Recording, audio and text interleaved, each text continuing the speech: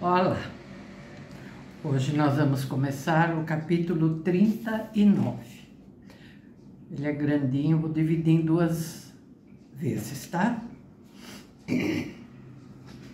Não podemos descer em Creta, senhor Lucano, disse o comandante do navio. Por quê? Indagou preocupado. Tenho 4 pacientes lá e prometi ir vê-los nessa época. Eles estão sob meu tratamento. Senhor, está amanhecendo, disse o comandante, significativamente. Se me quiseres acompanhar, eu te mostrarei a razão. Lucano acompanhou-o para o convés superior. O mar calmo e azul, riscado com o vermelho e ouro da aurora, desenrolava-se em torno deles. Não estavam longe de Creta, verde e iluminada pelo primeiro sol, rodeada por um halo esbatido de espuma. Um grande navio de guerra romano estava próximo do porto, suas altas velas brancas sacudindo-se ocasionalmente à brisa matinal, suas flâmulas drapejando contra o céu. Circundando-o, como pequenos peixes em redor da mãe, havia uma atividade febril de barcos pequenos que pareciam densamente aglomerados de gente que estava para subir a bordo do navio de guerra, sob um chuveiro de chicotadas. Suas vozes lastimosas, fracas e distantes, ecoavam através da água. O capitão debruçou-se à amurada e ficou a palitar os dentes pensativamente. Era um levantino, velhaco e moreno, de bigodes pretos. Houve uma insurreição, disse ele, observando com interesse. O povo dessa cidade, inspirado pelos jovens, ousou desafiar Roma e pedir sua liberdade. Não é ridículo que uma ilha tão pequena, e a ilha inteira está fervendo, desafie o poder e a força de Roma? Que ganharam com isso?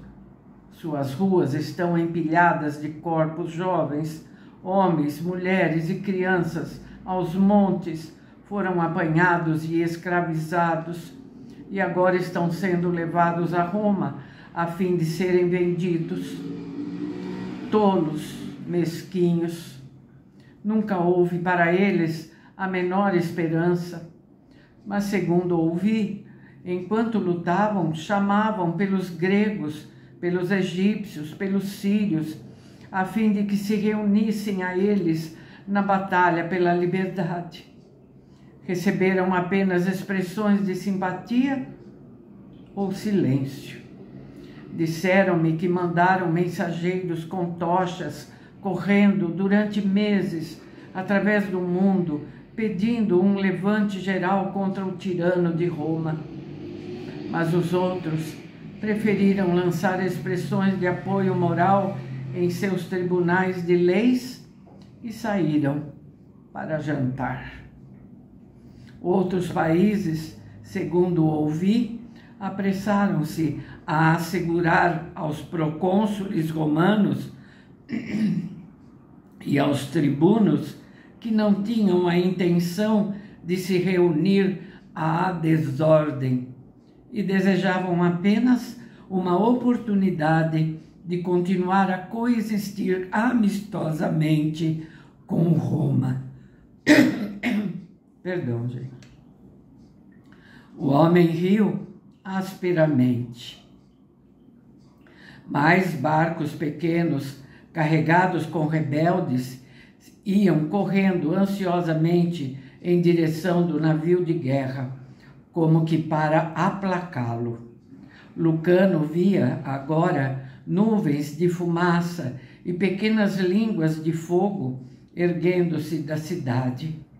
Pensou nos cretenses que haviam lançado um golpe furioso contra o império, suplicando e rezando para que as nações submetidas a eles se juntassem, mas estiveram sozinhos, como todos os homens que lutam pela liberdade estão sozinhos. E os povos pusilânimes, soluçando sentimentalmente por eles, preferiram não ser valentes. Os homens oferecem sua escravidão, sua sujeição, seu sofrimento. Foi o que Lucano pensou com amargura. Nunca são realmente oprimidos, permitem a opressão. Mas talvez o amor instintivo da liberdade vivesse em toda parte, severamente abafado e ainda assim existindo. Embora numa ilha tão pequena, num povo tão pequeno, que ousara levantar mãos valorosas contra a Roma imperial. Lucano sacudiu a cabeça. Sempre era tarde demais. Não podia suportar os gritos e lamentos e brados dos homens, mulheres e crianças escravizados. E desceu. Sua porta abriu-se sem que batessem, e o comandante entrou. Sentou-se junto dele, numa cadeira, e ficou a olhá-lo. A morte, disse o comandante, é sempre o preço que o homem deve estar preparado a pagar pela sua dignidade. Quando ele perde sua dignidade como homem, já não é mais homem, disse Lucano. Os cretenses, que parecem ter sido esmagados, tiveram seu homem de glória. Que Deus esteja com eles. É evidente que ninguém mais estará, disse o comandante, com um riso sufocado. Mas é possível que eles não tenham sequer a simpatia dos deuses, que achem os homens deploráveis. O navio fez a volta e afastou-se. No porto seguinte, Lucano recebeu cartas de sua casa, mas nenhuma conforme esperava, de Sara Bas Eleazar. Prisco fora reunir-se a Plócio, em Jerusalém. Escrevera: acho os judeus muito interessantes. Atualmente, toda a Judéia ressoa com o nome de um mestre judeu, um Jesus de Nazaré, que prefere falar com a plebe a se reunir aos homens sábios da cidade. Corre o rumor entre a populaça fervilhante de que ele é o seu Messias, aquele cuja vinda foi profetizada nos velhos tempos e que os livrará de Roma. Não é ridículo? Os sacerdotes desprezam-no como camponês de pés descalços. Vive rodeado de seus seguidores, tão destituídos de tudo quanto ele próprio. Naturalmente, ninguém de importância o leva a sério. Alguns de nossos soldados declaram que ele realiza milagres como um verdadeiro Deus. Precisamos descontar os exageros dos ignorantes, e nossos soldados são supersticiosos. Gosto da Judéia. O clima é salubre, o povo de fisionomia franca. Além disso, não se precisa ter medo de comer em suas tavernas, mesmo na mais humilde, porque tudo quanto se refere a alimento é manejado com a mais escrupulosa limpeza. Na noite passada, os oficiais foram convidados a jantar com Herodes Antipas, que é homem cauteloso e que parece, a essa altura, andar muito preocupado. Ouvi dizer que é abstêmio em seus hábitos. o que possivelmente será falso, pois bebeu mais do que nós. Depois se debulhou em lágrimas e falou de um João que tinha mandado matar por causa de sua selvagem rebelião, que agitava o povo. Isso aconteceu há quase 2 anos. Ainda assim, parece perturbar Herodes. O país está fervendo. Lucano leu e releu aquela carta e pensou no centurião Antônio. Sacudiu a cabeça. Um rabi judeu, obscuro, iletrado, miserável. Riu lentamente. Seria ele o Deus desconhecido a que se referia o centurião? Deus se manifestaria, sem dúvida, na pessoa de um grande rei, de um poderoso sábio, de um nobre, de um patrício. Mas aquilo, sem dúvida, estava de acordo com a natureza mística dos judeus, que viam Deus em toda parte. Então, Lucano pensou em Sara e no que ela lhe escrevera havia anos sobre o jovem que dela se aproximara, chamando-a pelo nome e a consolara. Ficou pensando naquilo.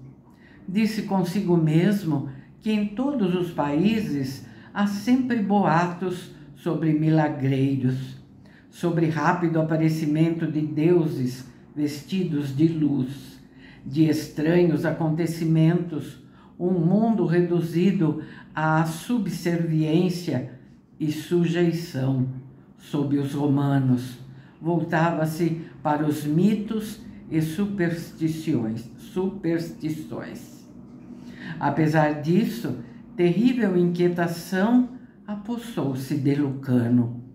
Sentiu a Judéia puxar por ele, como se fosse irresistível maré. Começou a pensar em fazer uma visita a seu irmão em Jerusalém, e então encolheu-se interiormente. Não desejava saber daquele perturbador misticismo dos judeus. Estava farto de homens como José ben Gamliel.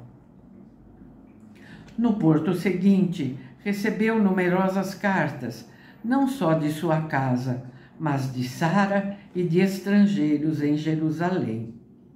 E quando leu a carta de Sara, fez-se imóvel e frio como pedra, e toda a emoção entorpeceu-se nele, pois agora sabia que Sara tinha morrido. Ela escrevera: quando esta carta chegar às tuas mãos, meu bem-amado, meu muito querido Lucano, eu terei ido reunir-me a meus pais, pois estou morrendo. Não sofras, não chores. Regozija-te comigo por ter sido eu chamada por Deus, que jamais esteve ausente de mim num só momento de minha vida. Reza por mim, se quiseres. Quando deixei Roma, sabia que levava a morte comigo e estava feliz. Voltei para Jerusalém a fim de morrer em meu lar, sem humor, sem remorsos, sem anseios, sem desejos mundanos, pois que me ia reunir a meus pais e a outros que me amaram. A morte não é uma calamidade quando morremos, só é uma calamidade para aqueles que ficam, pois a morte é libertação, alegria, paz e beatitude eternas. Os dias dos homens são curtos e cheios de perturbações. O que há no mundo que nos ofereça consolo? Não te desgostes, estarei sempre contigo e rezarei por ti. Nossa separação será breve. Deus esteja contigo e possa Ele trazer-te sua abençoada paz. Dos céus, olho para ti quando tiveres esta carta nas mãos, e rezo para que não chores.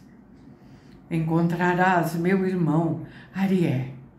Antes de ficar confinada ao leito, eu vi aquele que estás procurando. Misturei-me com as multidões pelas ruas e toquei-lhe as vestes. Ele voltou-se e sorriu-me compassivamente, dizendo-me que não desanimasse, que minhas preces já tinham sido ouvidas. Traze meu irmão para casa, pois agora sei sem a menor dúvida que o encontrarás. Adeus, mas só por pouco tempo, meu Lucano. Beijo teus lábios e teus olhos.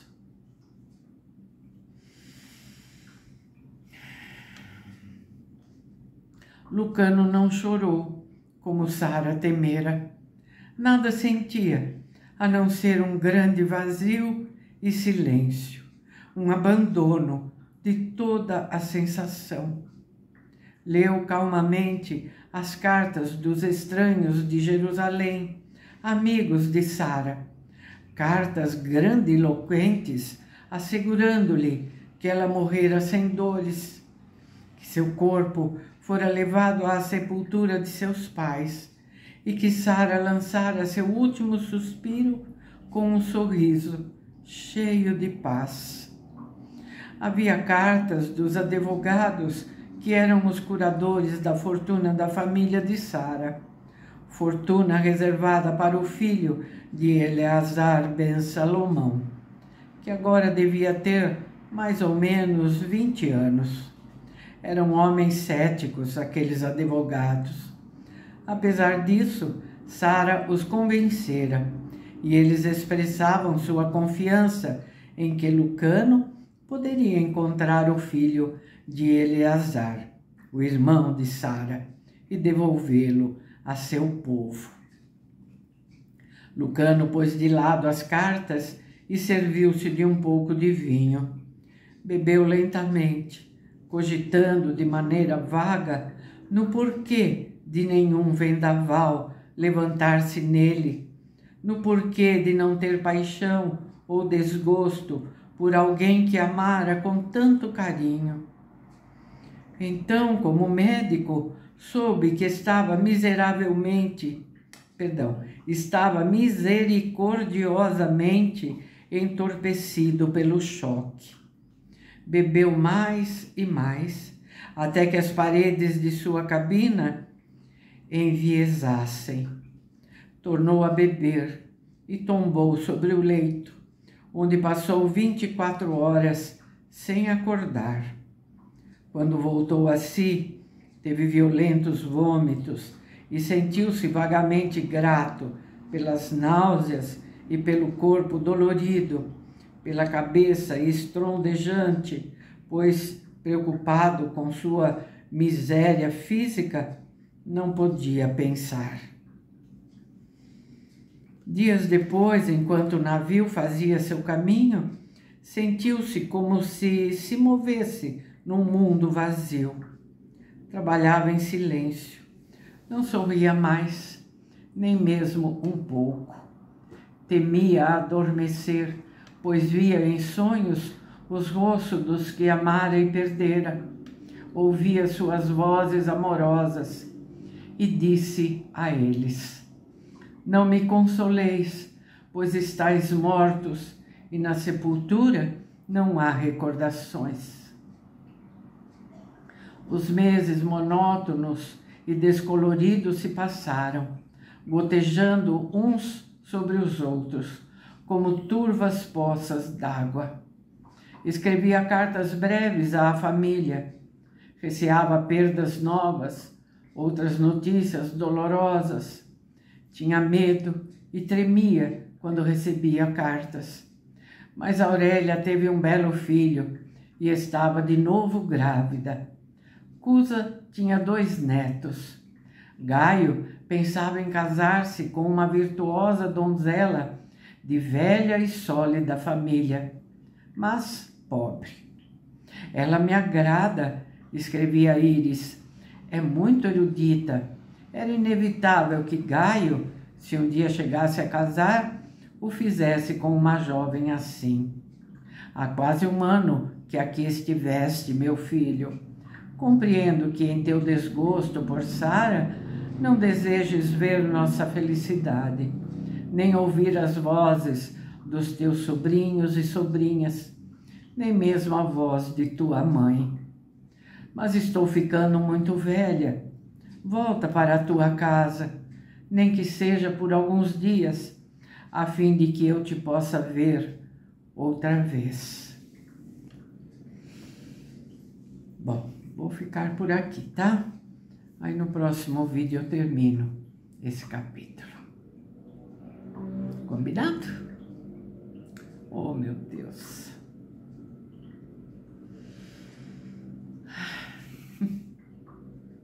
Vamos ver o que se sucede. Tchauzinho. Muito obrigada. E lembrem-se dos meus lembretes, tá bem? Tchau.